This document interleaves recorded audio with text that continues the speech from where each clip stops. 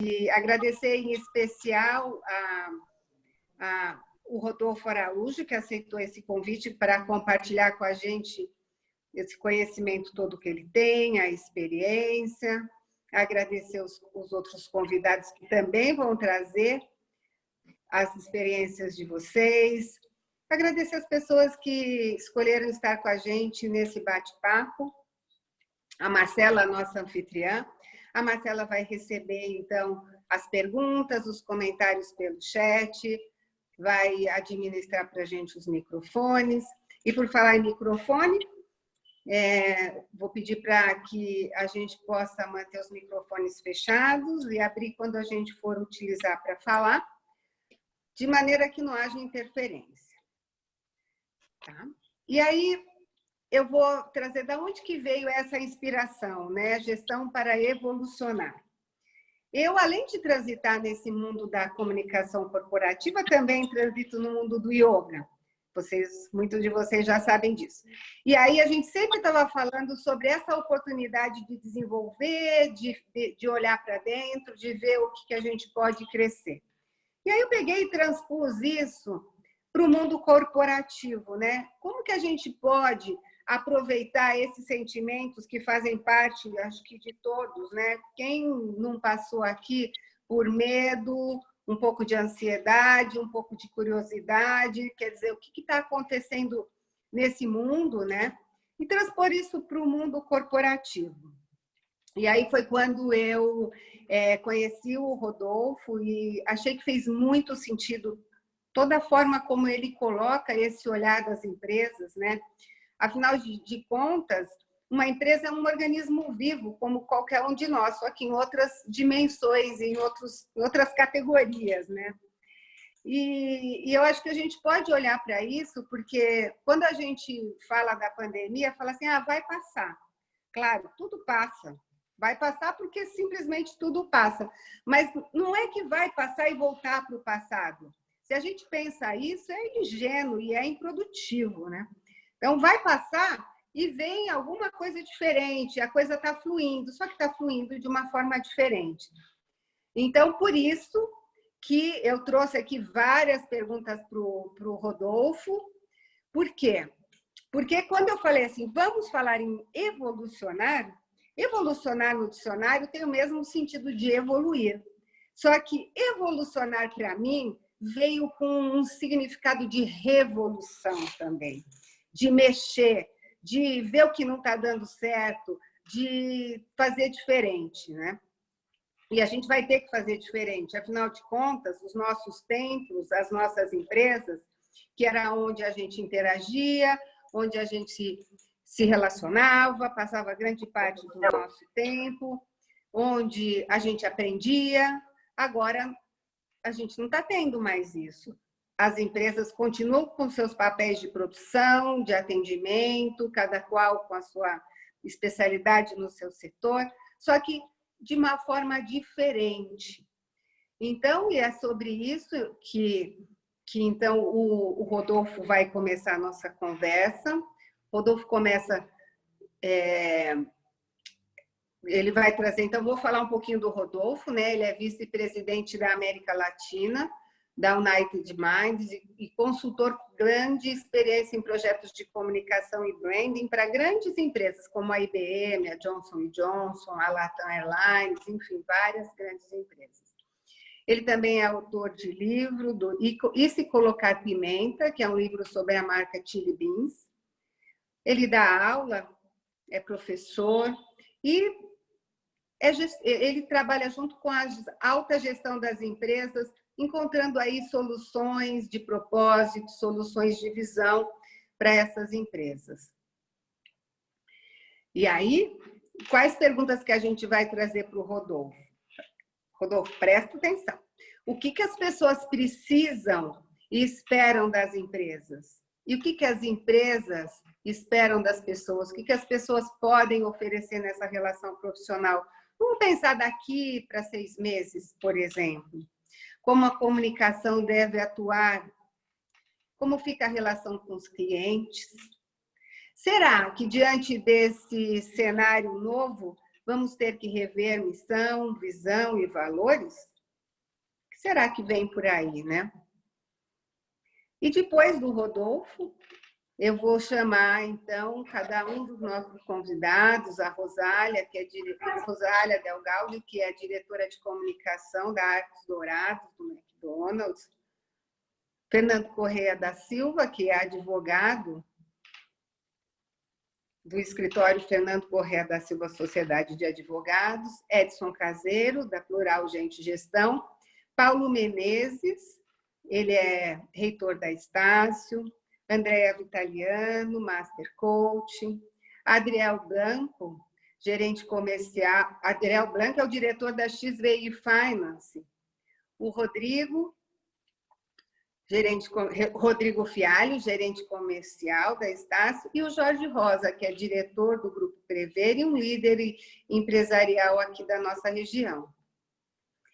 Então, com vocês, Rodolfo, por favor. Olá, tudo bem? Boa tarde para todos vocês. Agradeço muito pelo convite. É um prazer estar com você, Sônia. É um prazer estar com amigos aí, Rosália, Marcela, aí, ajudando bastante também. Agradeço pela presença também de colegas, né? Então, da Kelly, a Alessandra, a Malu também, que trabalham comigo. Então, a plateia aí também é um pouco suspeita para participar dessa conversa, né? A partir dessas provocações que você faz, Sônia, muito pertinentes, né? E essa reflexão inicial me puxou pela memória uma série de conceitos, de temas, né? Não só da biomimética, né? Que faz essa aproximação da vida organizacional, empresarial e de outros universos com a biologia, né? Então, de que maneira a gente pode fazer essa analogia entendendo as empresas como sistemas complexos, né? Eu lembro que em projetos, faz mais de 10 anos, eu trabalhava em alguns projetos e um deles foi com a Fundação Nacional de Qualidade. A Fundação Nacional de Qualidade, eu não sei ainda se eles têm essa mesma definição, mas 10, 11 anos atrás eles já tinham. Eles diziam que uma empresa é um sistema complexo, né? Faz parte de um ecossistema complexo. Então, as empresas são organismos vivos, integrantes de ecossistemas complexos com os quais interagem e dos quais dependem, né? Então, falando dessa organicidade que você mostrou no começo, falando dessa interdependência que as empresas têm, se entendendo como organismos vivos, compostos por pessoas, né? E pessoas não só nas suas expressões racionalistas, mas sobretudo pessoas que trazem seus sentimentos, suas aflições, suas emoções, seus corações, suas famílias, né, para os ambientes de trabalho, né? Então, a gente tem um dos achados, né, desse momento que a gente vive é essa queda de máscaras, essa queda de muros, né, entre público, privado, entre a máscara corporativa, né, e a persona corporativa e aquilo que a pessoa é como indivíduo, né? Não existe mais a história do vida e trabalho, né? Existe uma integração desses dois no sentido de constituição de seres humanos cada vez mais únicos, né? Pelo menos a gente tem essa oportunidade, né? Talvez nem todas as empresas reflitam ou pratiquem à luz desses princípios, mas a gente tem uma grande oportunidade, de fato, de rever a maneira pela qual nós lidamos com as nossas culturas, com as nossas pessoas, a maneira pela qual nós enxergamos o papel do nosso propósito, da visão, dos valores, né? De que maneira tudo isso pode reconfigurar o seu papel na constituição das organizações e, por consequência, no seu dia a dia. Esse evolucionar, né, ele está muito ligado a uma ideia mesmo de transformação e de entendimento de que todas as transformações e mudanças são de fato permanentes, né? Então nós vivemos ciclos. Agora, talvez isso esteja muito claro, muito evidente por conta de uma pandemia, mas fatores de mercado, fatores outros sociais, tecnológicos, competitivos, enfim, afetam negócios, né? E culturas são grandes acordos, maneiras, né, pelas quais as pessoas se aglutinam na direção de um objetivo, de um propósito, mas também de objetivos de negócio que precisam ser cumpridos para que o oxigênio financeiro das empresas possa mantê-las nos seus respectivos setores, ou mesmo viabilizar suas expansões, né?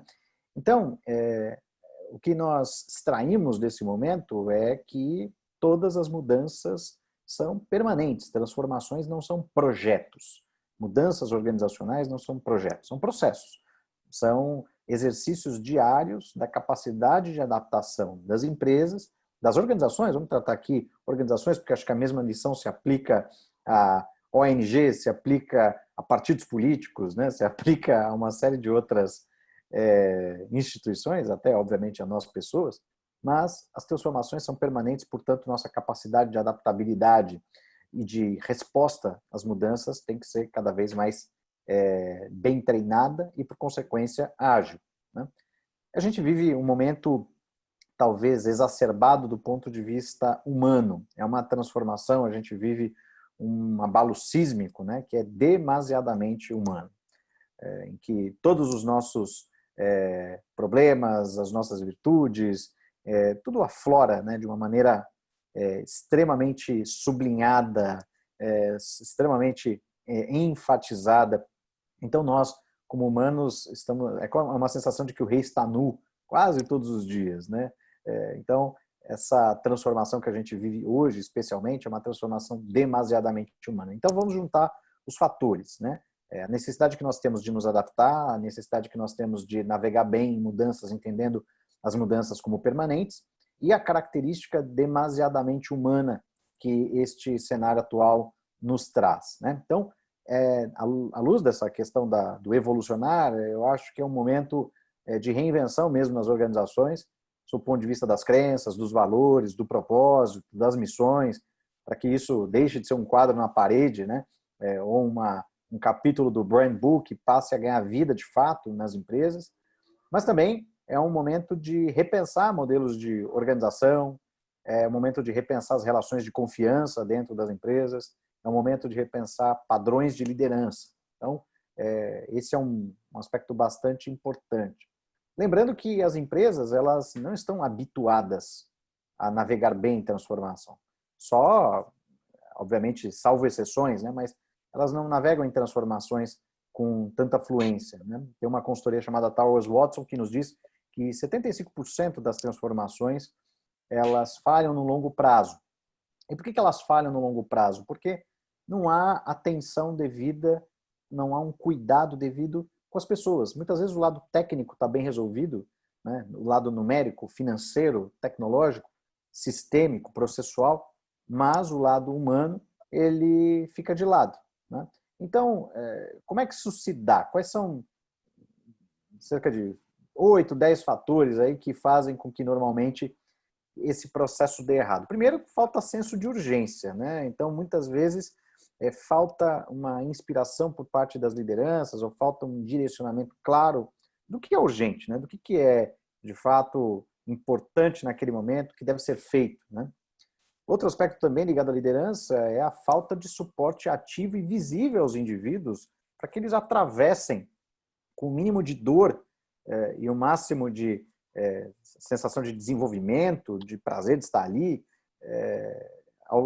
possam atravessar a mudança com mais tranquilidade, né? Outro ponto importante é que os colaboradores, os funcionários, os profissionais, eles não sabem qual que é o papel deles, o que tem para eles, né, nessa mudança. Quais são as expectativas, o que de fato muda nas suas funções, como suas rotinas são impactadas, né? Então esse foi outro ponto que a gente teve que prestar atenção bastante na pandemia. Outro ponto que eu ressaltaria é a falta de envolvimento das pessoas, né? Normalmente as pessoas são apenas informadas das decisões, elas não são envolvidas nas decisões, portanto as condições de engajamento e legitimidade caem muito nesse sentido. Do ponto de vista da comunicação, as mensagens, obviamente nos casos que isso tudo dá errado, elas são pouco consistentes e pouco críveis, né? Tem pouco lastro na vida real, acabam sendo discursos ali que as pessoas exatamente percebem que não fazem sentido, né? Existe um aspecto outro, né, do ponto de vista estrutural importante, que é uma média gerência mal informada e mal preparada. Então, quando a média gerência ela é esquecida, né, nesses processos de transformação, de mudança, fica muito difícil, né? E normalmente você tem uma média gerência perdida que não sabe para que santo reza, para os chefes ou para as próprias equipes, né? Mecanismos de apoio e de segurança também são muito importantes em processos de mudança e são sonegados, apoio psicológico, apoio de conhecimento, né? Apoio em vários níveis para que as pessoas possam navegar bem na transformação. Outro aspecto é a falta de tato para mostrar ganhos rápidos. É importante mostrar também que não há só ganhos no médio e longo prazo. É importante celebrar pequenas vitórias, pequenas conquistas, mostrar que as pessoas têm participação importante nisso, né?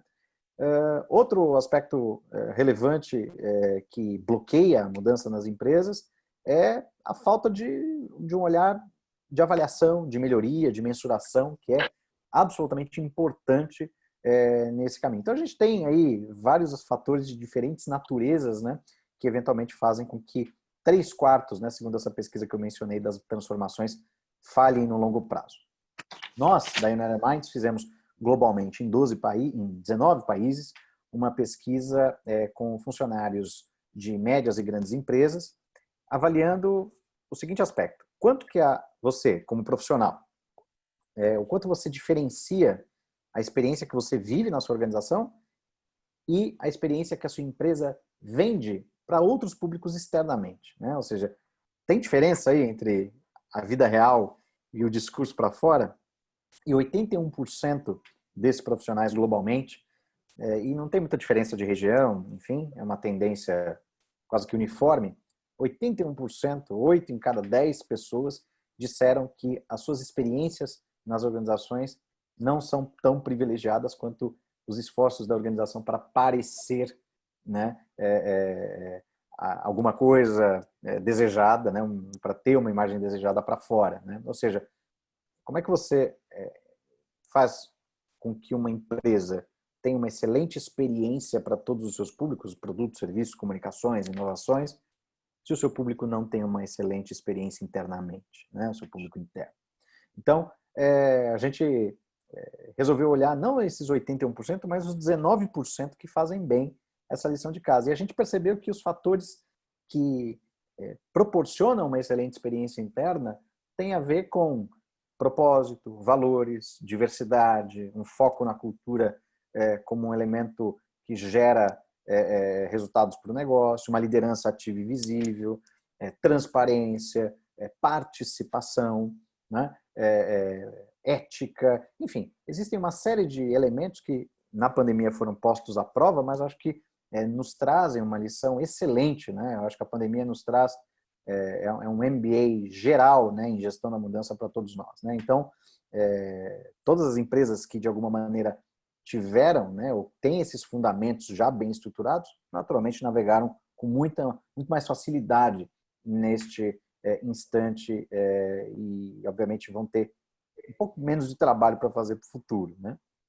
Mas, quando a gente pensa do ponto de vista de uma marca forte, a gente tem que olhar 3 aspectos. Primeiro, uma marca forte, ela tem um senso de propósito, né? Ou seja, algo que transcende, né, o resultado financeiro, algo que traz sentido, que traz significado, que traz um senso de pertencimento, que traz uma inspiração para as pessoas, né? Então, é uma razão de existir de fato, né? Aí a gente pode englobar os outros elementos que constituem a essência, né, das marcas. Então, missão, valores, visão, outros elementos ali que aglutinam as pessoas em torno de um significado comum. Acho que isso é o mais importante, né? Qual é a noção de sentido?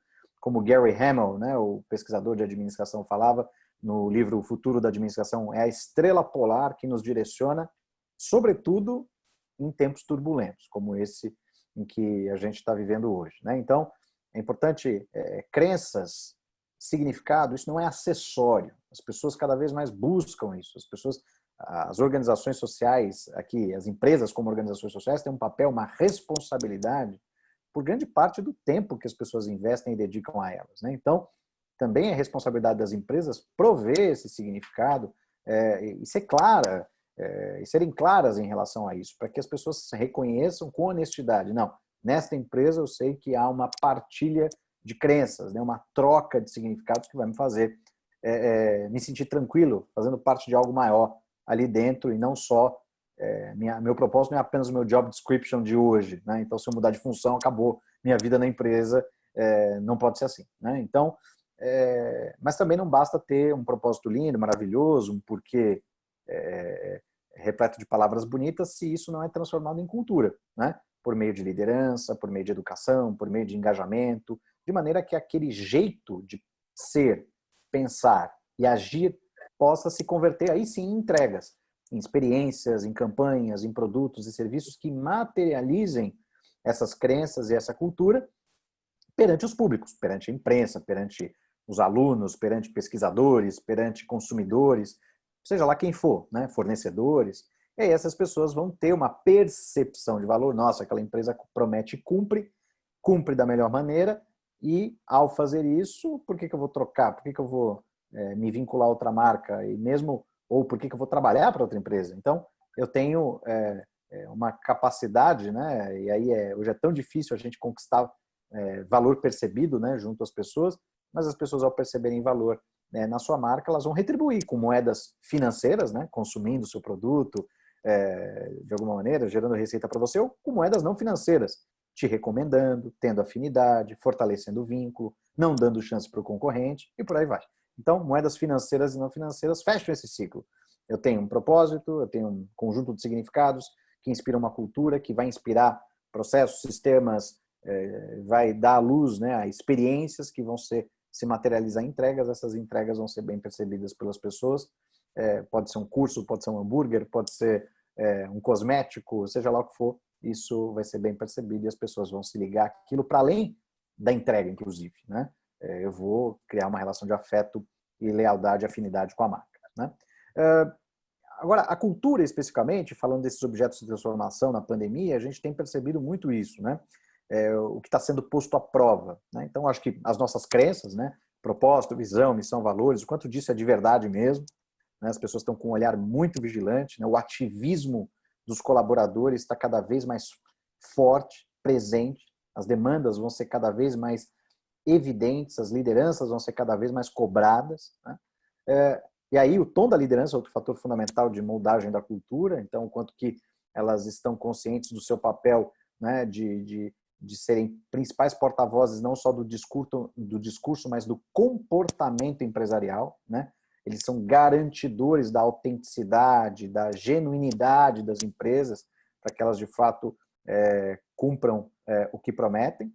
A cultura também se materializa nas políticas, nos processos, né? A gente teve que digitalizar uma série de coisas, a gente teve que agilizar uma série de processos, criar uma série de atalhos para podermos ser mais ágeis e responsivos, né, a tanta mudança. Obviamente, a história e o legado da organização também dizem muito, né? Como é que a empresa se habituou a responder a crises anteriormente, como é que ela foi desenvolvendo essa capacidade ao longo do tempo. E talvez a mais palpável e visível, né, variável da cultura seja o design do ambiente de trabalho. Nós mudamos absolutamente a nossa maneira de interagir, seja digitalizando, colocando todo mundo em home office, seja mudando protocolos de atendimento em atividades presenciais, seja mudando também as nossas formas de interagir, de produzir, de nos agruparmos, né? Então, o design do ambiente de trabalho também é outro elemento bastante transformado nesse sentido. Mas, considerando que as pessoas são prioridade nesse momento, né, que nunca, talvez a lupa tivesse tão concentrada nos indivíduos, no humano, né, nenhuma transformação tenha sido tão concentrada, massiva, visível como é essa que a gente vive agora, é fundamental a gente ter, pelo menos entre tantas notícias ruins, pescar alguma coisa positiva do ponto de vista organizacional, que é justamente esse foco nas pessoas, que não pode se perder de um pós-pandemia, né? Então, tudo isso, todos os aprendizados que a gente tem coletado, eles são úteis não só para este momento, mas, sobretudo, para este próximo passo, o passo da evolução, da revolução, né? Desse processo evolutivo em espiral permanente que as empresas vivem e têm percebido com mais materialidade a partir de agora, né? Então, valores à prova, o senso de compromisso, né, sendo colocado cada vez mais em evidência, tudo isso tem se tornado cada vez mais sensível para as organizações, né?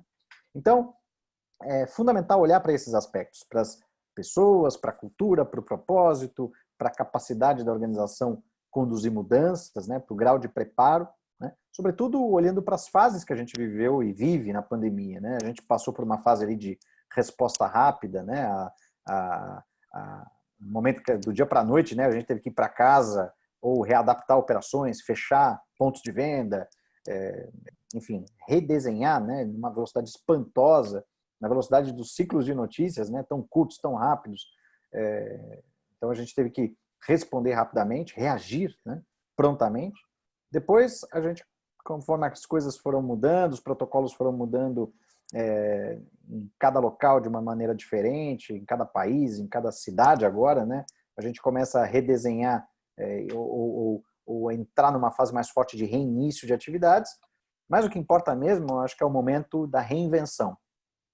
E essa reflexão sobre reinvenção precisa começar desde já, né? A gente viveu, né, e vive agora nesse reinício das atividades presenciais, sobretudo, uma demanda importante, né, de foco na coesão, nos relacionamentos, de recriar esses vínculos entre as pessoas no ambiente de trabalho. A gente tem uma necessidade ainda maior, né, de passar segurança, né, de exercitar a empatia, né, ao mesmo tempo de não perder a agilidade conquistada aí com todo esse processo.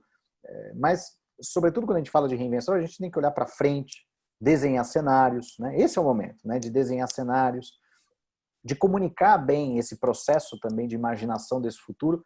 Não dizer para as pessoas, nós estamos voltando ao trabalho. Não existe volta. Existe uma entrada, e eu nem diria, não gosto dessa expressão novo normal, porque a gente também não mostra para a gente um grau de certeza que a gente não tem sobre o que será. Então, o normal, ele dá uma falsa impressão de certeza. Não, agora vai ser assim. A gente não sabe como vai ser, a gente está desenhando, né? Então, esse retorno ao trabalho não existe. A gente tem uma co-construção, uma construção coletiva desse futuro, né? E, obviamente, cada vez mais a gente tem exercitado canais de diálogo, né? Como a gente exercita a nossa escuta, nossa capacidade de resposta, capacidade de ser transparente e entender que as nossas atitudes falam alto, falam muito alto, né? Então, é importante nós, como profissionais, como líderes, enfim, termos isso em vista, né? Mas nessa fase de reinvenção, né? Nessa fase que a gente já tem que começar a pensar a partir de agora, a gente tem que começar a refletir sobre algumas variáveis. Primeiro, quais são as novas mudanças, né? O que eu pretendo redesenhar sob o ponto de vista de formas de trabalhar, de produzir, de interagir, de encontrar, de discutir, né? Como é que eu reavalio prioridades? Obviamente que o que a gente estava discutindo lá em fevereiro, tudo foi por água abaixo. Então, o que é urgente? O que é importante? De que maneira a gente pode ser pragmático, né? Sem perder o idealismo, o otimismo, mas de que maneira a gente pode ser pragmático e, de fato, olhar para aquilo que precisa ser feito, né? E não perder tempo com acessórios, não perder tempo com aquilo que só despende energia, né? A gente quer voltar ao ideal, a gente quer voltar àquilo que era antes, né? Tem um senso, né, de retorno, né? Mas a gente tem que olhar também sob um ponto de vista bastante pragmático sobre o que vale a pena, onde que vale a pena alocar os nossos recursos, onde vale a pena investir energia, tempo e oxigênio, né, das nossas organizações, né? Também é importante, muitos de nós erramos durante a pandemia, seja lançando produtos, falando bobagens, ou um deslize aqui, outro acolá. É importante a gente reconhecer os erros, aprender com os erros, pedir desculpa quando for o caso e redesenhar aquilo que foi importante a partir daquilo que, né, foi objeto de equívoco ao longo dessa trajetória. Acho também importante falar de agilidade, né, de resiliência em processos, na própria cultura, nos sistemas, nos papéis, nas responsabilidades. Então, de que maneira a gente se reinventa nisso? De que maneira a gente pode incrementar a inclusão, né? Nosso zeitgeist, né? O nosso espírito do tempo trouxe outros problemas paralelos à pandemia, né? Aqueceu o debate sobre diversidade e inclusão, como é que a gente pode trazer isso, como é que a gente pode criar ambientes cada vez mais inclusivos, como é que a gente pode fazer com que as empresas sejam cada vez mais sensíveis ao espírito do tempo e possam responder com agilidade e autenticidade, né? É importante também criar um senso de otimismo, né? Focar na retomada, investindo tempo nas lições aprendidas, sim, mas ter um otimismo, tentar ações novas, buscar projetos novos, iniciativas novas, pode ser uma aquisição, pode ser um projeto de inovação, seja lá o que for, mas é importante também começar a ter ações que olhem para um futuro, né, que tragam um novo assunto, né, para a organização, acho que isso é importante. É importante também ver o impacto da pandemia no propósito, nos valores, nos comportamentos esperados, né, de cada funcionário. De que maneira, quais são os novos elementos valorizados nas nossas organizações? Como isso deve ser incorporado às nossas crenças, né? Quais lições devem se transformar em crenças das nossas organizações de fato? Que habilidades ou que descobertas positivas nós fizemos no nosso jeito de pensar e agir que não podem ser perdidas no pós-pandemia, né? Então, olhar para o propósito, valores, missão, visão e comportamentos esperados é fundamental. Também é fundamental a gente não desaprender, ou seja, de forma nós podemos nos estruturar e preparar para crises futuras. Elas podem aparecer e certamente aparecerão, e vocês viram a escala, né, desta crise, então não há desculpa mais para dizer, não, tal coisa é muito difícil de acontecer. Pelo contrário, né? Então, a gente tem que olhar para isso, né? É importante também olhar para as lideranças que emergiram, que foram positivas na crise, lideranças formais e informais. Que lições podemos tirar delas? Como podemos reconhecer essas pessoas?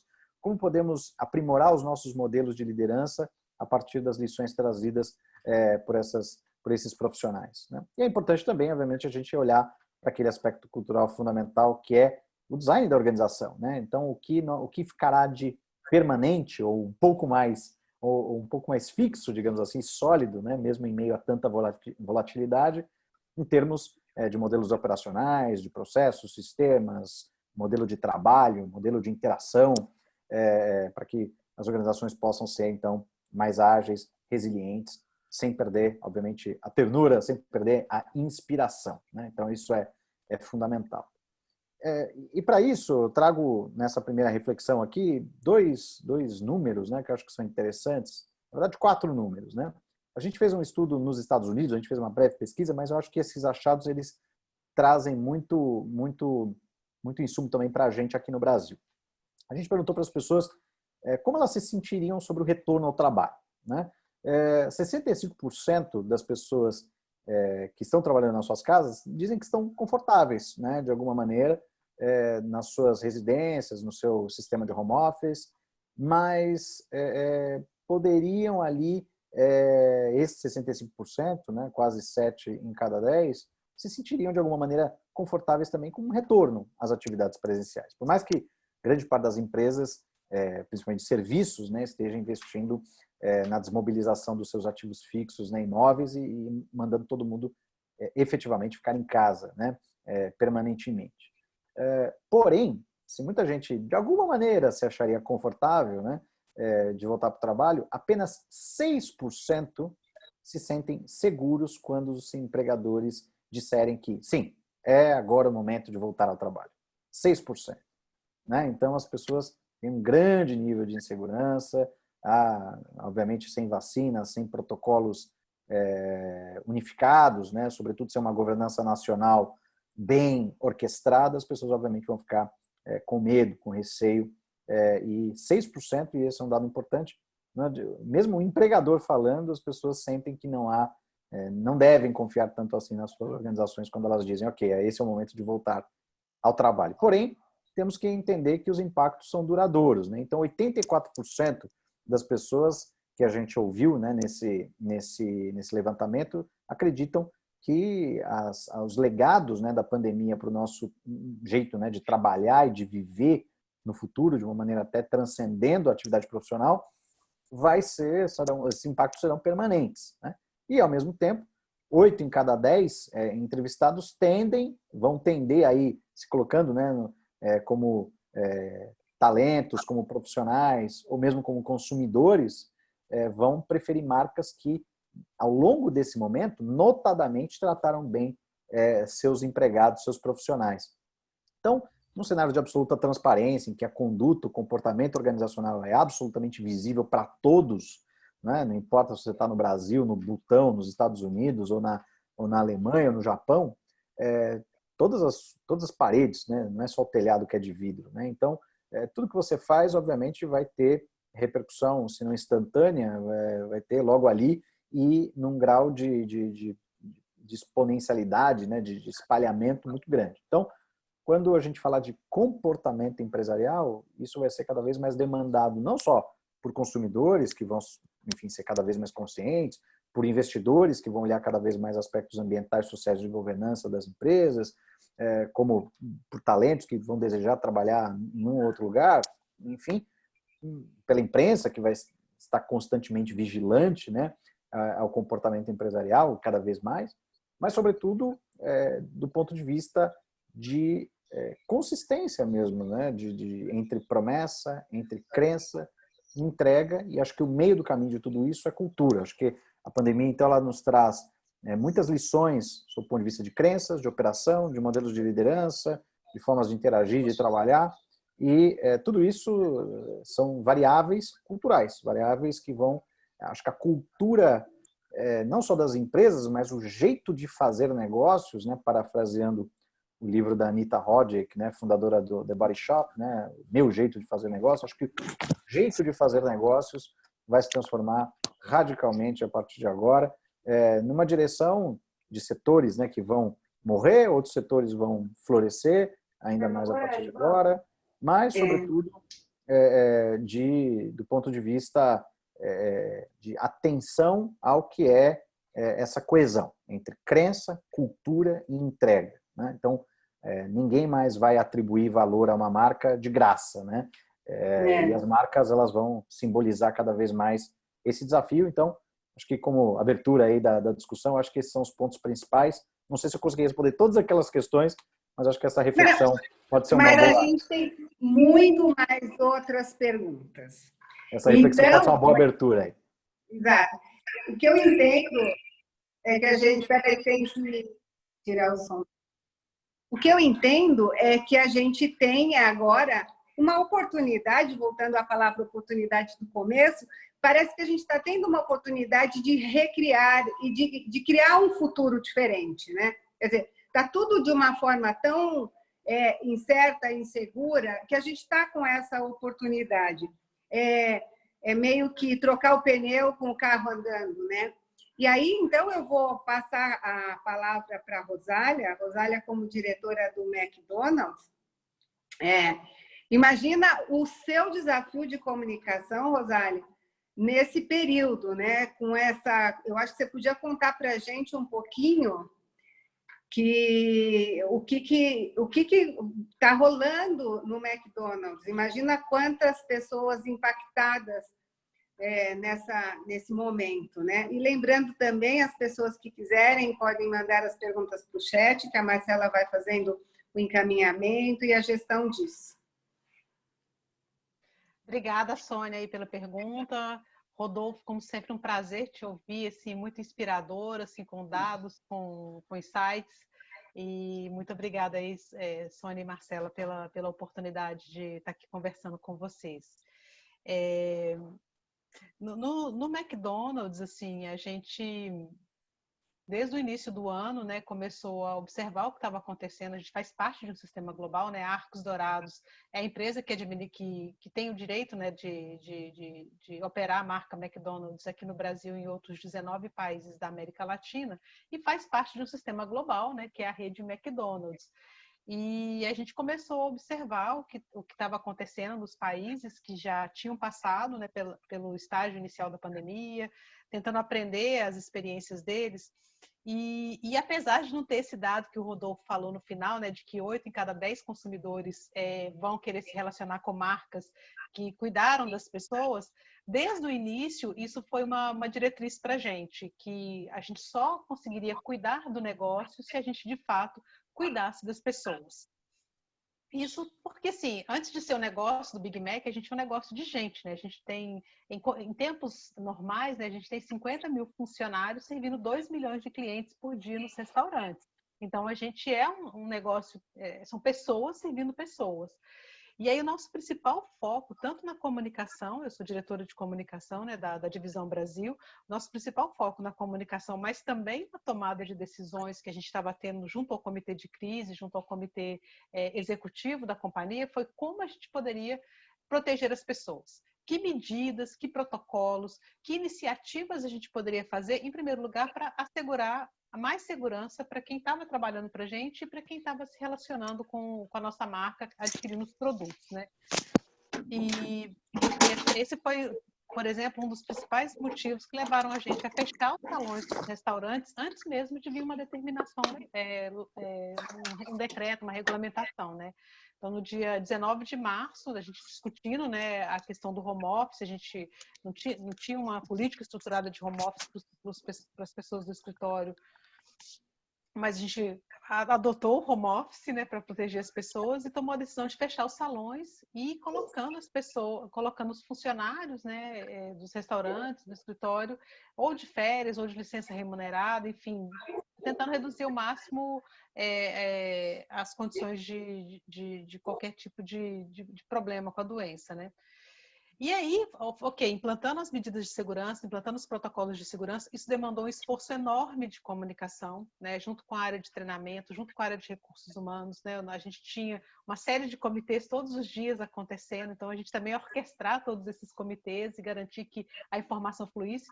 A gente teve um trabalho gigantesco, né, de fazer chegar nos mais de 1.000 restaurantes da rede no Brasil as medidas adotadas, os protocolos, as mudanças que tinham que ser feitas e tudo mais.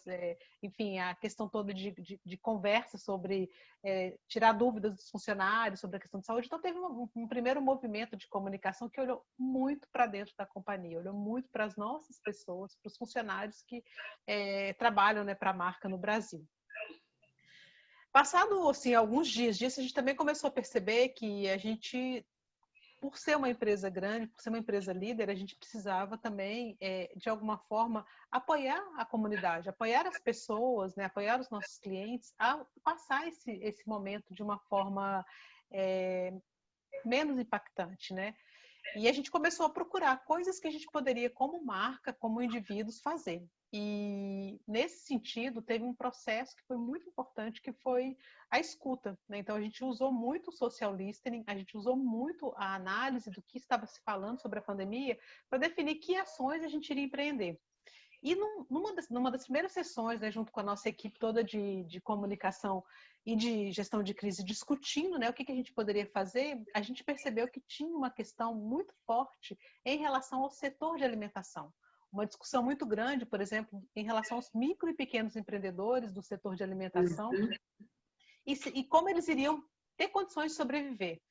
E a gente, né, poxa, a gente tem protocolos internacionais reconhecidos de saúde, de higiene, de desenvolvimento sustentável. A gente estava trazendo, né, a gente adaptou várias medidas que foram tomadas fora do Brasil para cá, a gente implantou uma operação mais segura e a gente compreendeu que se uma forma da gente contribuir seria ajudar esses micro e pequenos empresários a compreender que medidas eles poderiam tomar para o negócio deles ter um pouco mais de condição de enfrentar a crise. E a gente abriu pela primeira vez, o McDonald's nunca tinha feito isso em lugar nenhum no mundo, a gente abriu os protocolos, os nossos treinamentos, os nossos procedimentos de higiene, segurança alimentar e desenvolvimento sustentável num curso online gratuito, né? E a gente anunciou, olha, gente, quem é do setor de alimentação, quem é um micro e pequeno empreendedor e quer entender mais sobre como a gente está operando, quais são os requisitos que ajudam o setor a estar mais protegido nesse momento, a gente vai ter esse curso gratuito, online, você faz no seu tempo e tudo mais, e foi um sucesso, assim, a gente teve mais de 2.000 inscritos, né, gente do Brasil todo, que foi tentar entender, assim, como eles poderiam adotar procedimentos que, de alguma forma, fortaleceriam o negócio deles. E a gente continuou olhando, né, o que mais, né, e aí a gente começou também a ver as pesquisas, a entender um pouco, continuou esse movimento de escuta nas redes sociais, e a gente, olha, as pessoas estão esperando muito da marca. O que mais a gente pode fazer? E a gente começou, bom, os profissionais da área de saúde, eles estão numa pressão muito grande. E às vezes eles não têm tempo nem de se alimentar. E se a gente transformasse as nossas cozinhas em cozinhas do bem, né? Porque os salões dos restaurantes ficaram fechados, a gente começou a fazer uma operação por delivery, drive-thru e pedidos para viagem, onde era possível, onde as condições legais e de saúde permitiam. E a gente pensou, e se a gente também gerasse de alguma forma um movimento de solidariedade com esses profissionais da saúde, entregando para eles o que é o melhor do que a gente faz, que é o nosso produto. E não fosse só o produto, que a gente também colocasse assim, um pouco de carinho, uma palavra de agradecimento, uma mensagem de obrigado pela dedicação que esses profissionais tinham. Aí nasceu uma ação, né, que depois cresceu, era para ser uma ação inicial em alguns lugares e virou uma grande ação de boa vizinhança, que é o MEC Obrigado, que é um movimento para doar 100 mil combos de produtos McDonald's para profissionais de saúde e para profissionais que não puderam parar na pandemia. Porque aí a gente foi vendo, poxa, tem os profissionais da área da saúde, mas tem também o caminhoneiro, que não pode parar e muitas vezes não tem onde comer na estrada. Então, eu vou fazer um trabalho com as concessionárias para fazer uma doação para eles. Então, a gente foi, assim, e de novo, né? Eu acho que um exercício que a gente precisou fazer na pandemia foi esse de escutar, depurar a informação e transformar aquilo numa ação que pudesse ser feita e rolautada assim, de maneira muito rápida, né? Um processo muito ágil, né? Eu acho que também foi a palavra que o Rodolfo usou, e é certamente algo que a gente vai ter que continuar fazendo, mesmo quando a gente tiver a vacina, mesmo quando a pandemia estiver mais sob controle. É isso, de escutar as pessoas, transformar essa escuta em uma decisão e numa ação imediata. Então, esses foram são os legados de aprendizados. solidariedade. Os legados de solidariedade, né, que essa pandemia está nos ensinando. E uma empresa como vocês consegue fazer isso numa escala e realmente é emocionante, né? É muito mais do que um sanduíche que esses profissionais de saúde receberam, né? Muito mais do que uma refeição, né? Parabéns e muito obrigada por essa inspiração, né? Eu não digo assim por essa informação, porque eu estava vendo uma pesquisa que as empresas que estão investindo ou doando dinheiro para hospitais também agora estão investindo em comunicação para, a partir das estruturas delas, difundir as informações, porque informação é fundamental nesse momento, né? E é o que a gente pode fazer, né? Nós, da comunicação, é o sanduíche, mas também é a informação para que as pessoas que ainda estão meio perdidas nesse vai e vem de dados possam fazer as escolhas corretas e se protegerem, né? Muito obrigada, Rosália. Então, essas foram as nossas jornadas, tem sido as nossas jornadas ao longo desses e que vai continuar mais um pouco, né? Continuar. Com certeza. Obrigada, muito obrigada mesmo. Agora eu vou passar a palavra para o doutor Fernando advogado, perguntando para ele, tem que abrir o microfone primeiro para ele fazer o uso da palavra. O que a gente pode esperar na área de direito, né? Qual o legado que essa pandemia vai deixar para a gente nessa área? Tem que abrir o microfone do doutor Fernando. Agora está me ouvindo? Agora sim, por favor. Agradeço, fico lisonjeado com o convite, cumprimento em seu nome a todos os convidados. Eu, como advogado, né, eu vou contribuir da forma que eu posso. Eu sou um otimista incorrigível. Eu acho que a gente já passou por várias crises, né? Nos últimos 100 anos, aí passamos por várias crises todas. A pandemia, talvez essa seja a segunda mais importante, depois de 1918 e 1920. Nossa geração está enfrentando essa pandemia, que é um desafio muito grande que a gente tem que superar. Mas, enfim, a gente já passou por crise de 1973, o petróleo, 79, passamos ainda mais no Brasil, né? Passamos pelo Plano Collor, onde todo um receio enorme, dizendo que a economia não ia se recuperar, enfim. Passamos recentemente pela crise de 2008, mas rapidamente a sociedade, de uma forma muito dinâmica, conseguiu reagir e a gente voltou a patamares em níveis econômicos até melhores do que os anos anteriores. Essa pandemia ela afeta de uma forma muito maior e a gente está vivendo um período de muitas incertezas, né? A gente percebe que ninguém, os infectologistas, os cientistas, ninguém tinha uma dimensão exata de como seria, como ela viria, como ela iria ser transmitida e como chegaria no Brasil. E chegou no Brasil de uma forma muito intensa e afetou todos os segmentos. E na advocacia, a gente, pelo menos particularmente no meu escritório, a gente agiu com muita rapidez para a gente enfrentar essa nova situação. Então, logo nós passamos ao atendimento de home office, consideramos muito importante a comunicação com os clientes, passamos a manter contato diário com todos, através de telefone, redes sociais, através do WhatsApp, porque hoje você percebe que há uma necessidade muito grande das pessoas interagirem com os profissionais liberais, não só com os advogados, mas com os psicólogos, com os médicos, com os filósofos, historiadores. Você liga hoje na televisão, liga no rádio, tem dezenas deles falando sobre vários assuntos. Então, você tem direito previdenciário, você tem direito do trabalho, você tem psicólogos falando sobre várias situações, nutricionistas, enfim, médicos e todas as especialidades. Então, há uma demanda muito grande pelas pessoas com busca dessas informações instantâneas aí com os profissionais liberais. E com o advogado não é diferente, né? O advogado sempre tem que ter um contato muito estreito e sempre muito presente com os seus clientes, porque hoje nós vivemos um período de uma concorrência muito grande, e há muita dificuldade de entendimento da legislação atual. Nós vivemos também, de algum modo, com uma insegurança jurídica que é preocupante. Então, o advogado ele passou a ser até mais demandado do que em outras situações.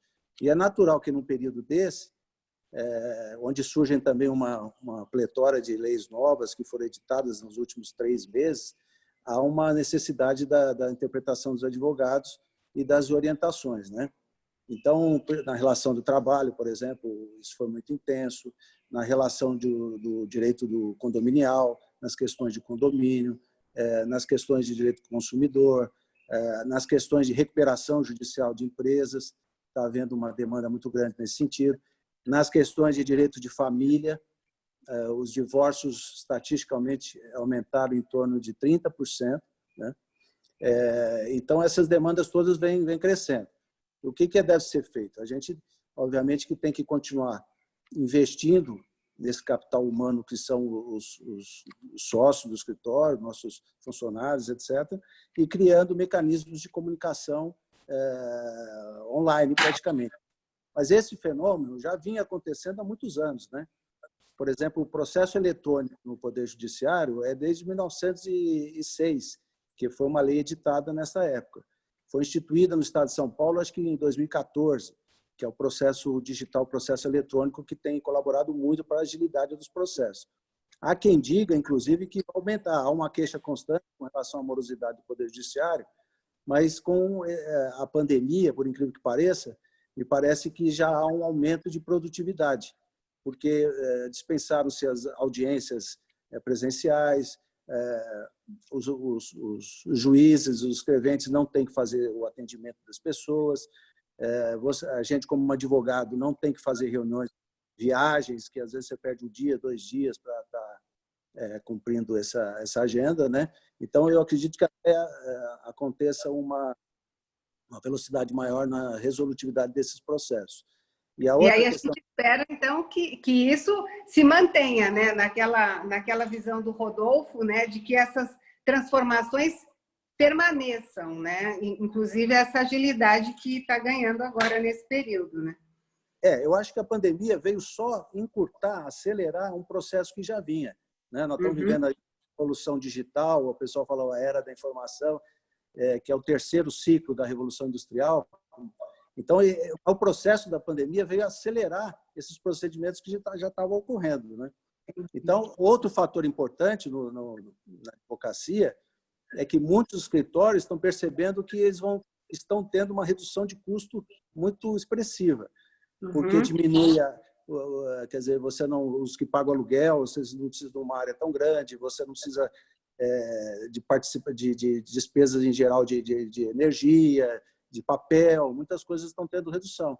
Então, tem vários escritórios hoje em São Paulo, por exemplo, que estão partindo para um sistema home office, ou então um sistema misto ou híbrido, A pessoa trabalha 2 dias da semana em casa, porque hoje, inclusive, saiu no Valor Econômico uma matéria, acho que de um trabalho feito nos Estados Unidos, que tem muita gente que não quer voltar totalmente, ele quer fazer um sistema misto, quer dizer, porque ao mesmo tempo sente falta daquele universo do trabalho, do contato pessoal com as pessoas, etc. Agora, um fator que me preocupa é o fator emocional, né? Eu acho que está aumentando muito os casos de ansiedade, então, os casos de alguma depressão. Eu acho que isso é um fenômeno que também vai acelerar, porque a depressão já era uma das doenças que mais cresciam no mundo, né? Então, eu sei que há uma preocupação muito grande com relação a isso. Uhum. Muito obrigada, doutor Fernando. E aí a gente já puxa por aí para passar a palavra para o Edson, né? Lembrando que quem quiser fazer algum comentário, alguma pergunta, já pode colocar no chat, que a Marcela vai fazendo essa gestão para a gente. O Edson, da Plural Gente Gestão, ele tem um olhar holístico das organizações, levando em consideração esses aspectos também, né? Os aspectos da saúde das pessoas, desse bem-estar, né? Então, Edson, você que tem esse olhar holístico, né? O que podemos esperar? Após essa pandemia, as organizações, elas voltam num modelo mais fortalecidas? Sônia, bom, obrigado. É um prazer estar aqui com vocês. Também faço minhas as palavras do Fernando. Cumprimento a todos em seu nome e dizer que é muito bom estar aqui e poder trocar essas experiências. A minha visão, obviamente, ela é bastante enviesada pelo cachimbo que eu usei nos últimos 30 e tantos anos, que é o cachimbo de gestor de pessoas, né? Eu trabalhei sempre a minha vida toda em grandes companhias, como na área conhecida como RH, que eu prefiro chamar de gente, né? Área de pessoas ou área de gente. E, sem dúvida, as empresas, a minha tendência é que depois de uma crise como essa, nós vamos sair machucados, nós vamos sair doídos, condoídos, inclusive com perdas que eventualmente aconteceram e ainda vão acontecer. Porém, sem dúvida, nós vamos sair mais fortes, entendeu? Essa é a grande esperança, né? E é natural que, nesse momento, a gente tenha sentimentos muito contraditórios, entendeu? Com relação ao que fazer, né? O que eu faço? Eu fico em casa, eu uso máscara, eu saio de casa. Quer dizer, as pessoas, além de tudo, elas estão com essas dúvidas, muitas vezes existenciais, por uma série de questões, ou por desinformação, ou pela cultura do medo, que muitas vezes está se implantando também, mas isso é natural. Agora, a gente precisa lembrar que só os nossos corpos físicos estão isolados, entendeu? A nossa mente, o nosso espírito, vamos dizer assim, ele continua livre para criar. E é isso que a gente tem visto acontecer. Só que, de uma maneira geral, o que a gente vê é que assim, o olhar com que as empresas vão tratar as pessoas nesse momento, o olhar, como disse bem o Rodolfo e também os que o sucederam e me antecederam, já trouxeram, vão sair melhores aqueles que conseguirem realmente trazer verdades e verdades que sejam críveis, porque muitas vezes existem algumas verdades nas quais a gente não consegue acreditar. Ou seja, a minha empresa declara determinadas questões, eu tento atuar dessa maneira, mas a hora que eu vejo, isso não é uma verdade absoluta. Eu hoje tenho eu posso dizer minha pequena empresa, né, minha eu-presa praticamente, mas eu já trabalhei em empresas de 40 mil empregados. Eu fui head de RH de grandes companhias aqui do Brasil e projetos internacionais também. E o que a gente via muitas vezes, não só nessas experiências que eu tive, mas a gente vê de uma maneira geral isso muito disseminado. Na verdade, a gente vê um processo de... Você tem uma declaração de intenções muito bonita e pendurada na parede, mas as ações muitas vezes não correspondem àquilo que a gente vê.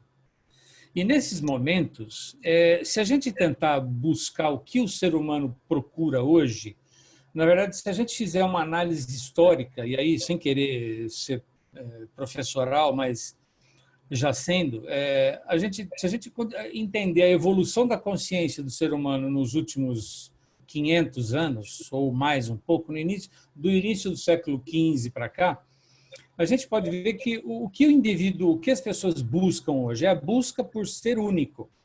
Nós chegamos a tal ponto hoje no século XXI que se você quiser comprar um relógio exclusivamente feito para você, você vai conseguir encontrar uma bicicleta ou um jeans feito especificamente para você. E muitas vezes isso está dentro desse processo que a gente chama de individuação, ou seja, de tornar-se único, mas ele só faz sentido na maneira em que a gente se encontra como indivíduo no social. Se as empresas conseguirem trazer esse olhar de fazer com que as pessoas se encontrem por uma causa, eu acho que elas terão muito mais sucesso de sair dessas questões do que simplesmente fazer um greenwashing aí, estabelecendo um grande objetivo, mas na hora vamos ver polui do mesmo jeito, enfim. Na verdade, a gente precisa conectar as pessoas às causas. E, assim, concluindo minha fala, uma das questões que eu fiquei muito envolvido nesses últimos 3 meses, eu me voluntariei para trabalhar junto a um projeto que nasceu em São Paulo, de gerar recursos para empresas que causam impacto social positivo, para eles conseguirem manter os negócios abertos e manter os negócios funcionando. E foram mais de 250 empresas que se inscreveram, empresas de todos os tamanhos, mas normalmente pequenos negócios, né? E que, na verdade, faz uma diferença enorme para a nossa sociedade hoje, ter essas empresas como transformadoras da nossa realidade social. Eu acho que o que a gente tem que sair daqui, e eu já vejo muitos exageros também, não, a partir de agora nós vamos ser só digitais, nós vamos trabalhar 100% online. Gente, não existe isso. O Rodolfo colocou muito bem uma situação, que é uma expressão que eu não gosto muito também, que é o famoso novo normal. A gente não sabe o que vai ser. Nós estamos passando por um aprendizado que a gente não sabe muito bem o que é isso que vem pela frente. Mas uma coisa eu garanto, as empresas que olharem para isso, as empresas que tiverem atentas a essa questão de lutar por uma causa, ou transformar o seu negócio numa causa de transformação social, elas vão conseguir ter muito mais sucesso e vão conseguir ser muito mais bem vistas do que necessariamente elas já foram um dia. E aí meu alarme está me avisando aqui que que acabou meu tempo.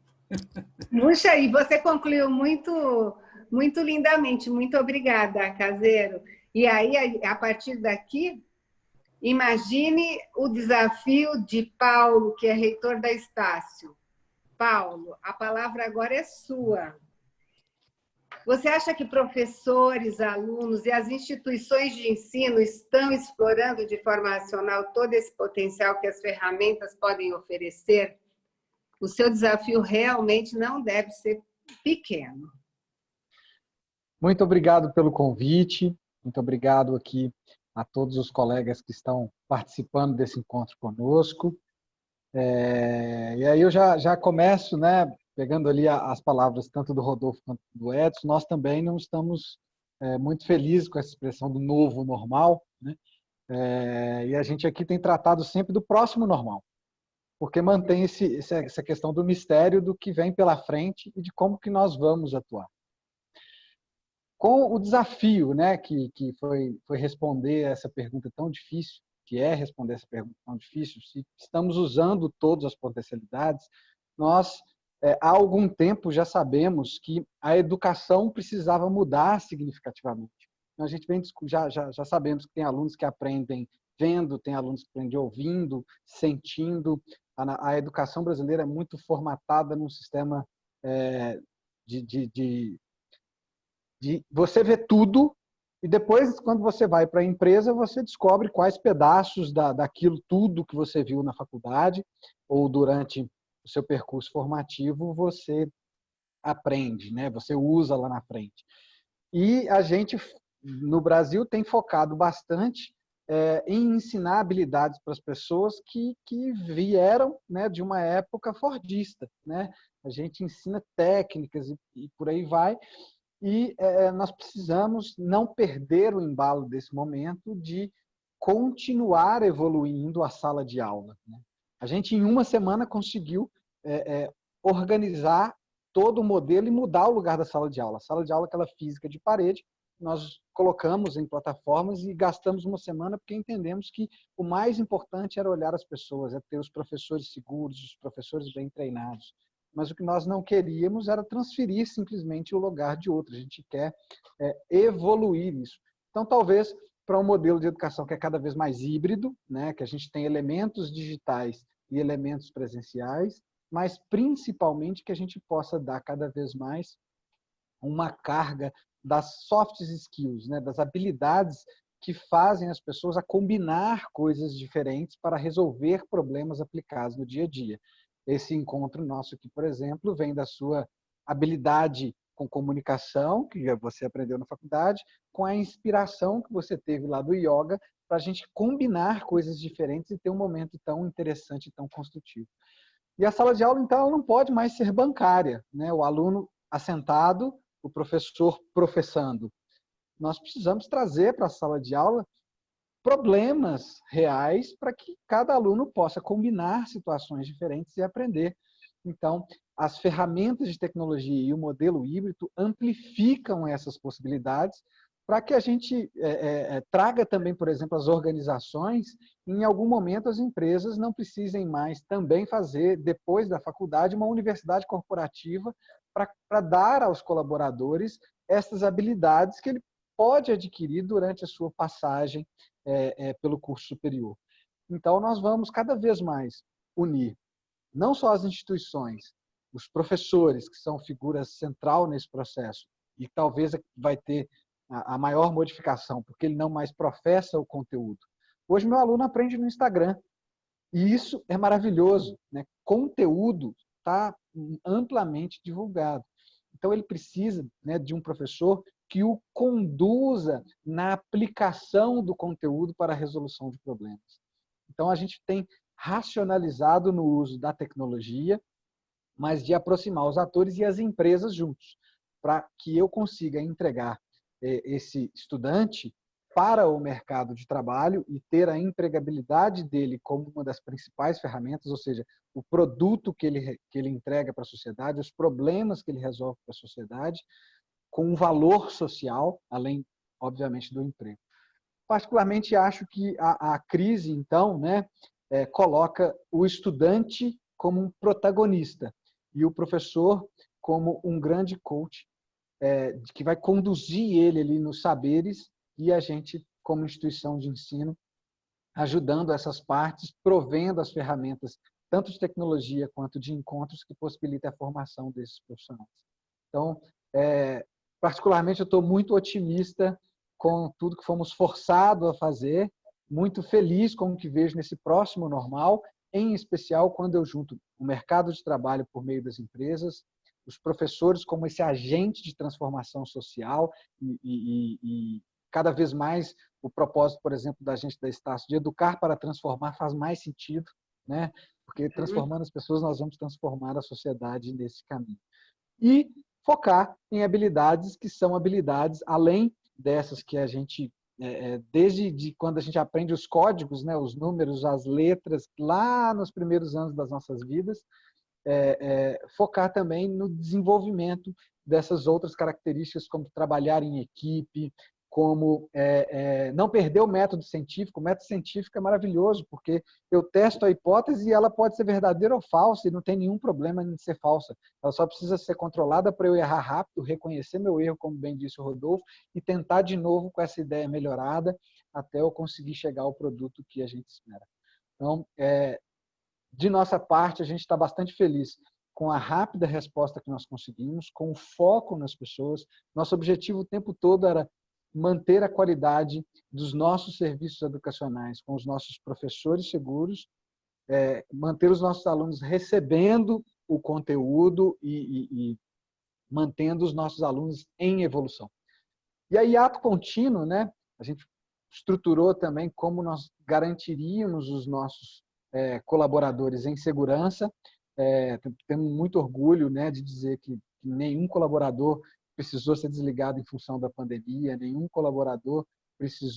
professor teve seu contrato de trabalho modificado em função da pandemia. A gente conseguiu manter tudo isso normal, esse era um valor importante para a gente, manter o nosso aluno em desenvolvimento, e a gente criou alguns programas que pudessem dar suporte para as pessoas que tiveram as suas vidas, né, os alunos aqui especificamente, impactados em função da pandemia. Então, nós rapidamente também construímos um programa que chama Estácio com Você, que pudesse dar suporte para os estudantes.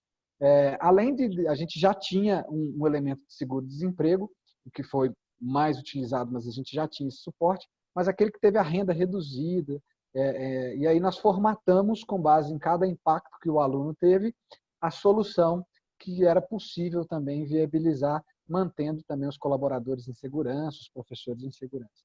Então, a gente pode dizer que a gente ficou separados, mas unidos, né? Quer dizer, cada um no seu espaço, mas bastante integrados, né? Integrados na essência de reconhecer necessidades, de reconhecer os propósitos, né? De estar junto, né? Nesse olhar, porque, na verdade, imagina a importância que é a formação desses jovens para o futuro do nosso país, né?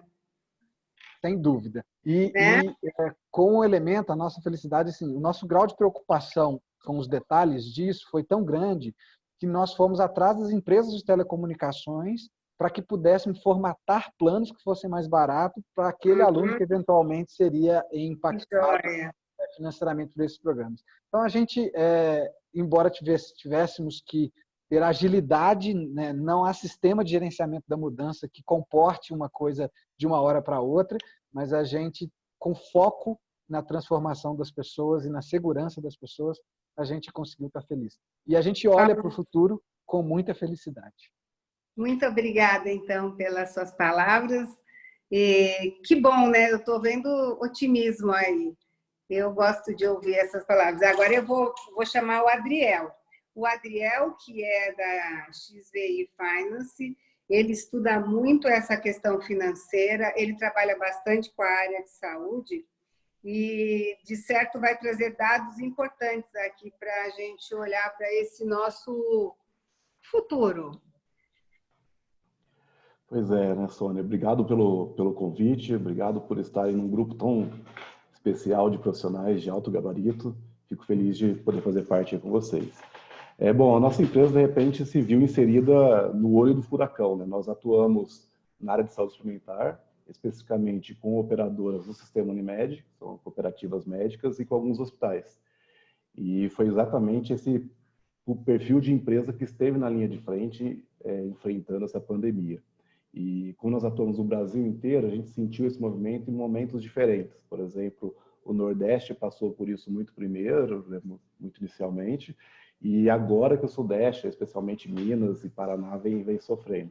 E a gente teve a oportunidade de poder levar alguns dos conhecimentos nossos de gestão na área financeira para aprimorar as decisões que foram feitas para a construção de hospital, para fazer investimentos em equipamentos, hospital de campanha, né? Alguns clientes tiveram que montar hospitais de campanha, e isso foi bem produtivo, bem interessante essa nossa contribuição. E essa pandemia, ela veio, eu digo, não mudar, mas acelerar um processo que nós estávamos percorrendo já, que era um processo de mudar o modelo de negócio de saúde suplementar do Brasil. Hoje o modelo de negócios, somente um pouco mais de tempo atrás, é predominantemente um modelo que ganha dinheiro não com a saúde, né, com a doença. Então, um modelo que ganha na doença suplementar e não na saúde. Por quê?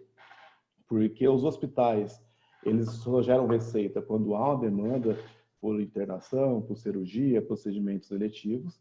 Essa receita do hospital vai contra o plano de saúde, então o plano de saúde ele não ganha dinheiro com a saúde, ele ganha dinheiro quando as pessoas deixam de usar o plano de saúde, e assim gera receita, e gera um conflito muito grande entre o que é equipamento assistencial, eu falo hospital, mas laboratório, clínicas, centros de imagem, com o que é o plano de saúde que deveria promover a saúde, né? E isso trouxe esse conflito, e quem estava posicionado só numa das pernas, como, por exemplo, só uma operadora ou só um hospital, sentiu muito mais essa dificuldade. Um hospital que não tem um plano de saúde por trás, né, que não gerencia essa saúde de uma forma ativa, diferente do que acontece, por exemplo, em modelos europeus, modelos asiáticos, em que o profissional, o médico, ele ganha pelo resultado, pelo desfecho assistencial, né, que a gente fala que é a remuneração baseada em valor. Aqui, quanto mais tempo a pessoa fica internada, mais o hospital fatura. E mais tempo de internação não necessariamente é uma qualidade assistencial melhor, um tratamento melhor. E isso já era um conflito que existia há muito tempo, desse conflito entre hospital. Eu falo hospital como o principal exemplo de prestação de serviço, mas não só ele, todos os prestadores de serviço na área de saúde, do que é o plano de saúde. Então, esse conflito ficava sempre evidente. E agora, com a pandemia, isso vem acelerando tentar resolver esse problema. Então, os hospitais enxergaram que precisam ter um plano para fazer a gestão da saúde, principalmente medicina primária, atenção básica, e ganhar dinheiro com isso. E as operadoras, por sua vez, entendem também que ela precisa ter o recurso assistencial para poder gerir qualidade e gerir assistência. Então, a gente tem casos tão complicados, por exemplo, da Unimed precisar utilizar um hospital e o hospital não querer internar o paciente porque o paciente vai contaminar o ambiente hospitalar. É exatamente para isso que serve o hospital nesse momento. Então, você precisa ter o hospital para poder atender o interesse das Unimeds em algumas situações. E, ao mesmo tempo que os hospitais, uns ficaram cheios, outros ficaram vazios, né? E você teria, trabalhando em conjunto, um ganho que compensaria uma das perdas. Isso ficou muito mais acelerado, né? Um processo muito mais rápido está acontecendo e sendo ainda beneficiado pelo aumento da economia, né? Que os juros ficaram muito baixos, o dólar subiu, ou seja, os ativos brasileiros desvalorizaram e a gente tem a área da saúde brasileira como uma das principais áreas de investimentos para investidor estrangeiro aqui no país. Então, que já era uma área interessante, com o que aconteceu na economia em virtude da pandemia, se tornou ainda mais interessante. A gente viu esse gargalo, o Brasil batendo o teto de gastos, então o SUS vai ficar ainda mais eficiente no futuro mais a longo prazo, e a saúde suplementar tende a ser mais reconhecida. E não só o modelo de saúde favorecendo um modelo baseado em valor, um modelo para reduzir esses gargalos, esses conflitos de interesses que existem, mas também o profissional de saúde sendo valorizado. Então, os nossos clientes são médicos, a minha esposa que é médica também, todos nesse ambiente que nós estamos, passou por um momento de discussão sobre a importância deles dentro da sociedade, da valorização que esses profissionais têm, que vai num sentido, num discurso de uma forma e na prática de outra. Então, o profissional médico, que ele é basicamente profissional autônomo e que nesse momento fica sem nenhum tipo de respaldo, por exemplo, algumas operadoras privadas, é tudo PJ, o médico ele não tem nenhum tipo de... ele não consegue nem fazer o exame, porque ele teria que pagar para fazer. Então, algumas coisas dos discursos ficaram conflitantes e colocam em xeque esse modelo também de atenção do plano de saúde, né? Uma padaria, para ser padaria, tem que vender pão. Um hospital tem que ter um médico como prestador de serviço dele, né? Como alguém que ele vai poder gerenciar, cuidar com carinho, né? O Edson falou muito bem da importância de gente e pessoas dentro da prestação de serviços. E gente e pessoas no hospital são médicos, são profissionais da área de saúde. Ao mesmo tempo que a gente usa num discurso a valorização do profissional médico, na prática, esse declínio da profissão, na verdade, esses conflitos que existem, né? Os hospitais mandando profissional da área de saúde embora, cortando salário, então essas coisas ficaram um pouco antagônicas e serviram como reflexão. Então, acho que a área da saúde no Brasil passou por um chacoalhão assim que vai acelerar muito das coisas que estavam acontecendo e vai sair uma saúde suplementar mais fortalecida, muito mais regulada do que já está, e com os profissionais, principalmente da área médica, os médicos sendo valorizados também, em virtude da importância que eles estão tendo nessa linha de frente. Pelo visto, essa revolução ela vai acontecer também nessa área, não? Quer dizer, uma pandemia que escancara as coisas que a gente precisava ver e que acelera os processos, né? A gente, na área de economia e finanças, gosta muito da crise pelo efeito que tem de limpar algumas coisas, né? Você tira empresas ruins do mercado, você força algumas medidas que as empresas estão demorando muito tempo para tomar, medidas para ganhar eficiência, reduzir custos, e as empresas que sobrevivem, assim como é na natureza, após um evento catastrófico na natureza, quem sobrevive sai mais forte, e as empresas também. Então, é um momento muito É uma seleção importante. natural, né? É uma seleção natural, e às vezes a gente tem muito, os economistas ou atuações do Banco Central têm sempre a tentação de reduzir o impacto da crise. É válido, né, obviamente, mas a crise tem um papel importante na economia de fortalecer as instituições, fortalecer as empresas que saem, revisar modelos, tirar as empresas ineficientes disso. E na área da saúde, que já estava acontecendo, já esse processo todo vem com uma força para tornar isso muito mais rápido. Então, realmente, muitos hospitais vão sair do mercado, vão ficar os melhores, vão mudar o modelo de gestão, vai acelerar essa verticalização e teremos um segmento de saúde suplementar muito melhor após essa crise. Obrigada, Adriel. Muito obrigada pelas suas palavras. E agora a gente vai falar com a Andréia. Andréia, você que trabalha com as pessoas, como estar próximo mesmo estando longe?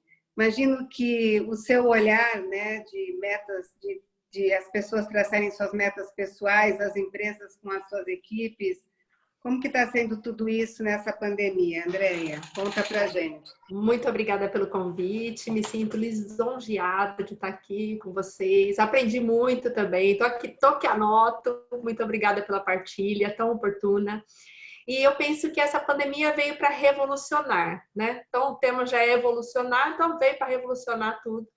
E quando nós começamos, no princípio, algo me preocupou bastante, porque o distanciamento social, na íntegra, ele quer dizer separação. E aí, como é que nós, que temos resultados voltados para pessoas, porque tudo depende, né, das pessoas, como é que a gente vai ter resultados sem elas? E aí eu comecei a observar esse distanciamento social como um comando, e um comando forte, onde as pessoas estavam se recolhendo. Gente, e isso foi muito sério. Até no condomínio onde eu moro, quando a gente encontrava no saguão, aguardando o elevador, as pessoas deixaram de se cumprimentar.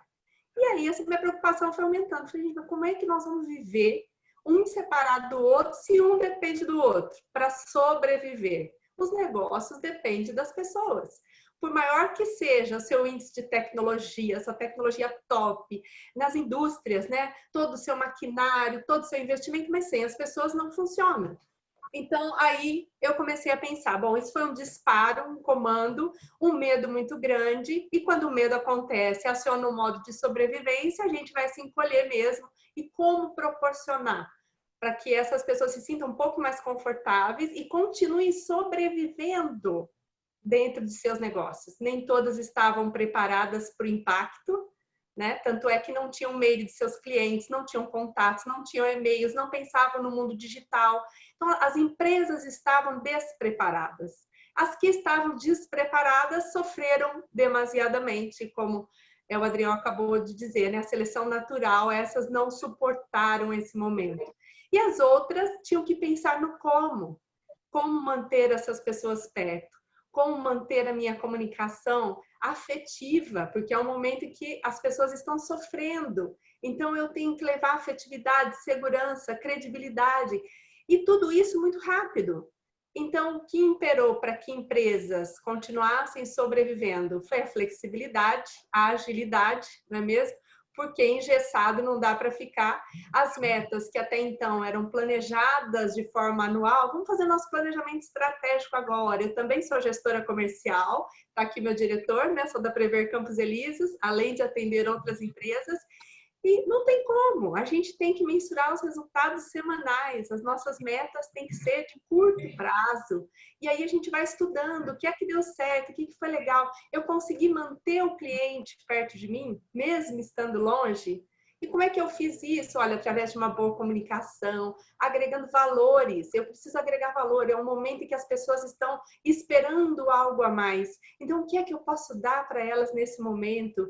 E a gente foi formatando metas, dentro da Prever, no caso, mensuráveis, né? E outra coisa, um segmento essencial. Enquanto todos estavam em casa, nós estamos trabalhando há 109 dias. E como gerar tranquilidade para que essa equipe trabalhe de forma feliz, saudável, mesmo passando pelo medo que até então nós também temos, né? Nós temos mães, pais, nós temos nossos filhos, e a gente tem medo, mas a gente tem que também passar essa segurança.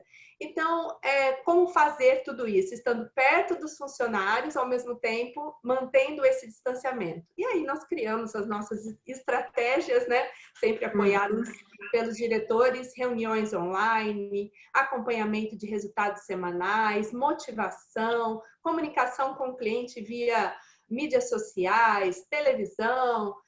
E agora o meu trabalho como treinadora comportamental morreu? Não, eu continuo atendendo da mesma forma, mas de forma online. E como é que eu pude acrescentar na vida das pessoas e ainda continuo nesse movimento, nesse tempo de pandemia? E aí nós criamos estratégias, né, Sônia? Você foi uma delas.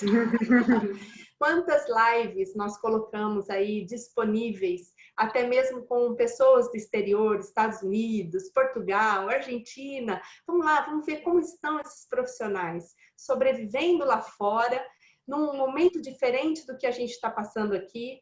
E a gente foi percebendo a interação, o engajamento através das redes sociais, as pessoas estando mais aliviadas, porque estavam conectadas, próximas e longe fisicamente. Então, essa bomba do distanciamento social, ela veio como um gatilho mental mesmo, onde as pessoas se encolheram muito. E agora, enquanto muitos falam em voltar ao trabalho, nós já estamos a 1000 por hora, trabalhando dentro de uma grande expectativa de que o ano de 2021, como nós passamos muito bem essa fase, claro, honrando, respeitando todos aqueles que estão sofrendo, vai ser um ano próspero, né? Um ano muito feliz. E com experiências dentro do negativo, experiências positivas. Obrigada, Andréia. Sempre positiva, né? Acho que outras pessoas estão me trazendo um espírito bom. Rodrigo, você que tem que se reinventar. Imagino que o seu desafio não seja nada fácil. Boa noite a todos.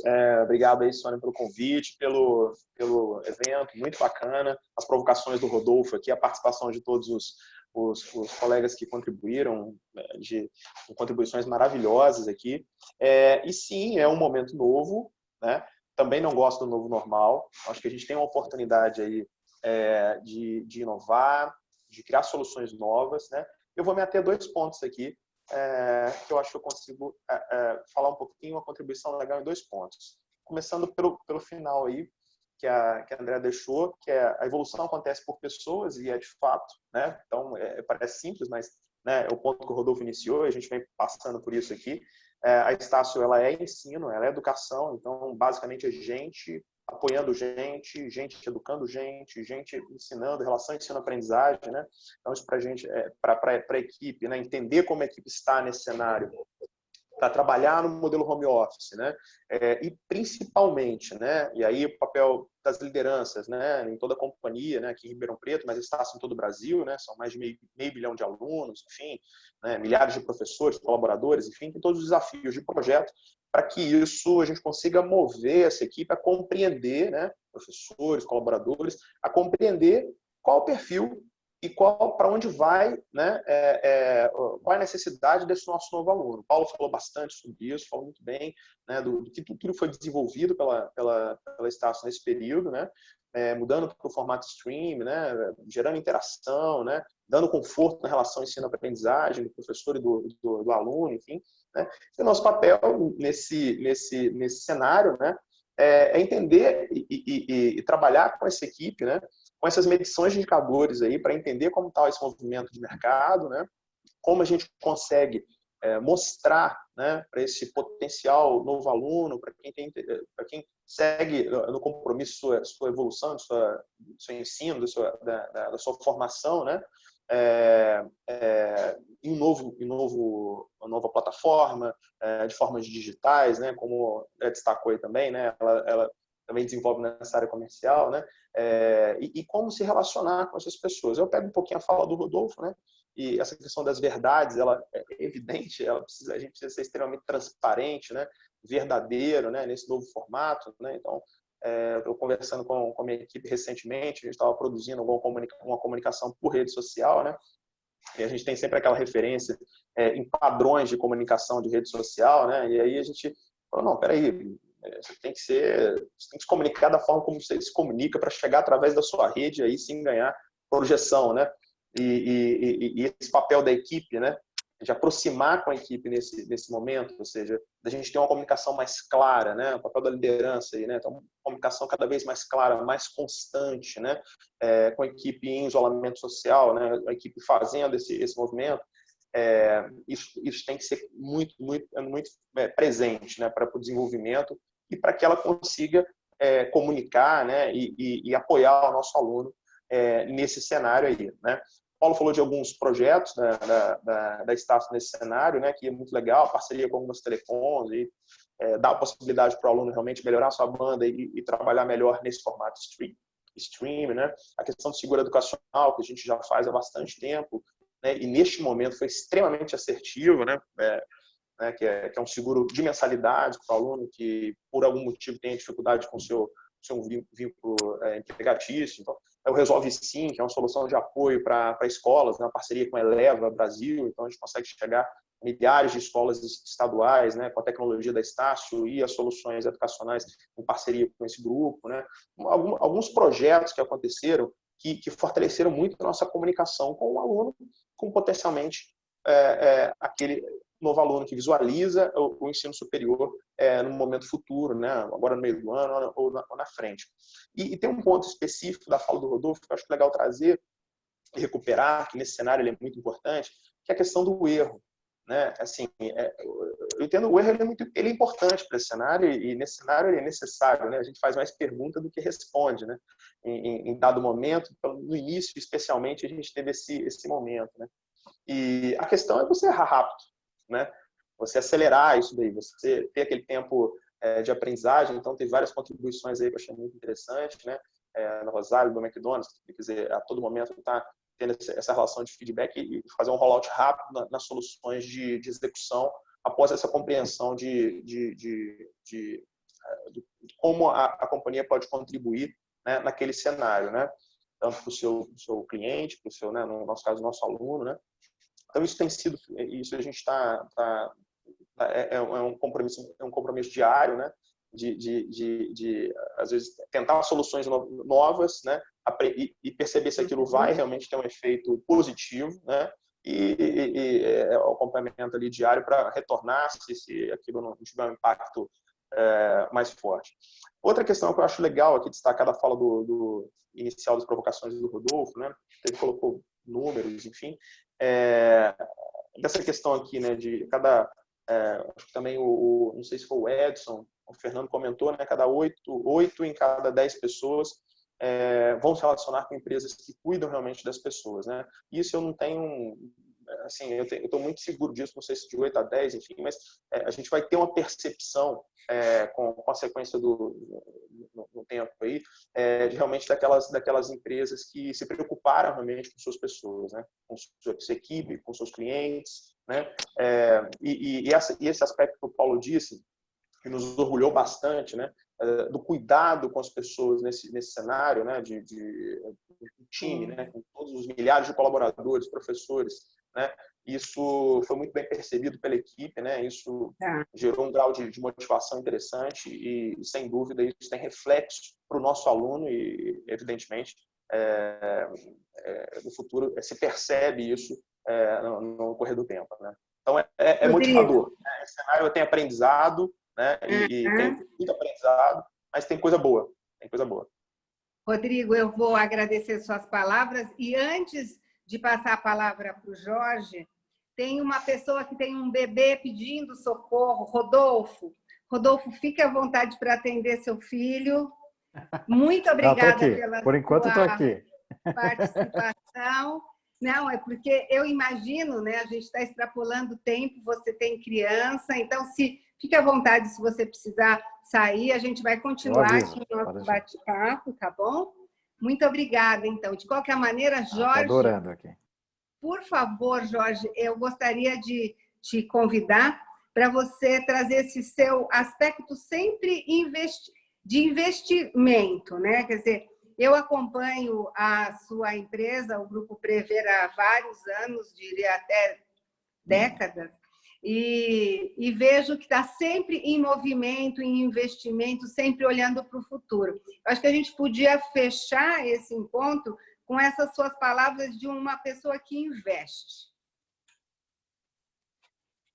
Primeiramente, cumprimentar a todos, né? Está sendo um evento muito bonito, muito proveitoso. Eu pediria para você, Sônia, porque falar em investimento na nossa área é sempre constante, né? Mas é um investimento muito complexo para falar em pouco tempo. Então, se eu pudesse inverter um pouquinho a minha fala, eu pudesse falar um pouco do mundo digital que está acontecendo hoje, pode ser? Claro, por favor. Então tá bom. Hoje, com o mundo digital avançando cada vez mais, a rede social ela está 24 horas no ar, né?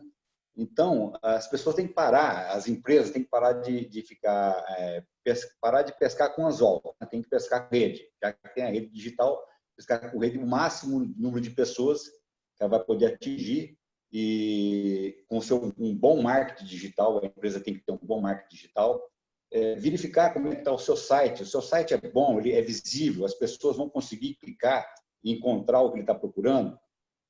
A sua logo, como é que é a sua logo? É uma logo marcante, que as pessoas começam a entender o que quer dizer a sua logo, né? Você vê que tem logo aí que você bate o olho, né? Você já sabe de onde que ela é. O seu slogan é muito bom, o seu slogan, você atrai o seu cliente, o seu futuro cliente com o slogan. E também nesse mundo digital tem as fake news. Então, hoje a fake news também se envolve no mundo das pessoas, do consumidor e com as empresas. Então, ela tem que saber com quem ela está falando, né? Então, a sua empresa tem que demonstrar ao seu cliente, ao futuro cliente, aquela coisa assim, né? Nós crescemos ouvindo dos nossos pais, não fale com estranhos, né? Então, às vezes, você vai pegar um telefone, deixa eu pegar um telefone só para dar uma brincadinha aqui. Pega o telefone e falar com um cliente, alguma coisa, e o cliente não quer, ele, às vezes não quer se relacionar. Tanto é que você recebe o telefonema, você às vezes até desliga, né? Porque você não sabe quem que está ligando, ainda mais quando é robô. Então, essa é a hora da verdade. Você tem que ter, demonstrar a sua empresa através do seu site, através da sua propaganda, da sua comunicação, o que inspirar confiança para esse consumidor. E você também tem que ver qual é o seu posicionamento no mercado. O mercado, o marketing de guerra, né? Aquele livro Marketing de Guerra, ele diz que 2 empresas dominam o mundo dos negócios, né? Em cada setor. Você até a moça aqui do MEC, né? A Rosária, você vai falar em lanche, né? De alimentação, lanche e tal. Você vai falar qual? Tem McDonald's e tem a concorrente, que é a Burger King, né?